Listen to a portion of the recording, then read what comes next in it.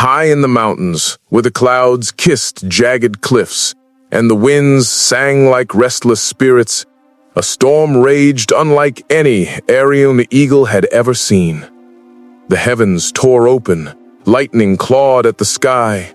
Winds howled, bending ancient pines until their roots screamed. Thunder rolled like drums of war, shaking the mountain to its bones. On a cliff's narrow ledge, Arion stretched his mighty wings wide, not for flight, but for protection. Beneath those wings lay his mate, Selene, and their fragile chicks, still new to the world.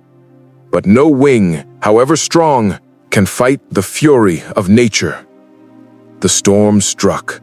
A tree split in two, crashing onto the cliff with brutal force. The nest shattered like glass. Feathers scattered. Screams tore through the wind. And with a single heart-wrenching cry, Selene was gone, swallowed by the storm's abyss below. For a long moment, only the storm spoke. Rain pounded, the cliff shook, the sky wept. From that night onward, Arion never flew again. The sun rose, the storm ended, but inside Arion, the sky was still raging. He sat for days upon the cliffs, staring into the endless horizon he once ruled. His wings, once fierce weapons of freedom, hung useless at his sides. Other eagles soared high above, cutting through the wind with grace. They cried to him, calling him back to the skies. But Arion kept his wings folded. The air had betrayed him. The sky had taken everything. Why should he ever trust it again? Seasons passed. His feathers dulled, once golden eyes fading to ash. His body weakened, though his heart still beat. He lived, yes, but he no longer soared. Arion had become a shadow of the eagle he was. One morning, years later, a sound pierced the stillness. A cry. Not the shriek of an eagle, not the call of prey. Something smaller, fragile. Arion tilted his head. His ears, though dulled with age, caught it again. A fox cub.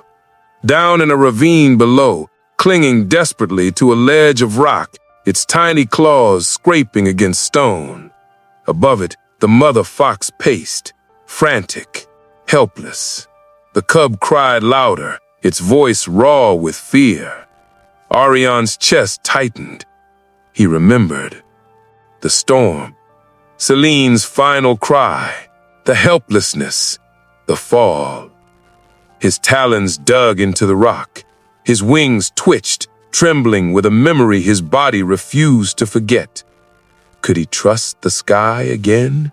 Or would it betray him once more? The cub slipped. Its cry echoed like Selene's had. And in that instant, something inside Arion broke free. He leapt. For the first terrifying moment, he plummeted. The wind roared past him, fierce and cold. His body screamed in protest, muscles stiff from years of stillness. His heart pounded, not with freedom, but with fear. But instinct remembered. With a violent snap, his wings flung wide. The air caught him. Pain ripped through his body, yet so did power.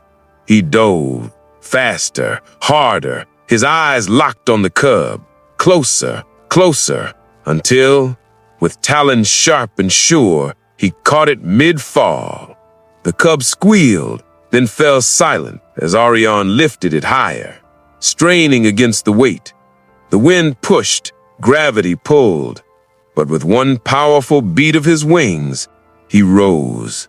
Step by step through the sky, he climbed until at last he reached the ridge. Gently, he set the cub down beside its trembling mother. The fox nuzzled its little one, tears glistening in her eyes. And for the first time in years, Arion had flown again. Not to lose, but to save. Arion stood tall, chest heaving, wings still trembling. The cub pressed against its mother. Safe. The mountain wind, once his enemy, whispered around him like an old friend. He looked skyward. It wasn't betrayal he saw anymore. It was possibility. From that day forward, Arion returned to the skies. He wasn't the same eagle he once was. No storm had erased his scars. No flight could erase his grief. But he had found a new purpose. The storm had taken Celine, but it had also given him something he had forgotten: the courage to rise again. And with that courage, he soared, higher than before.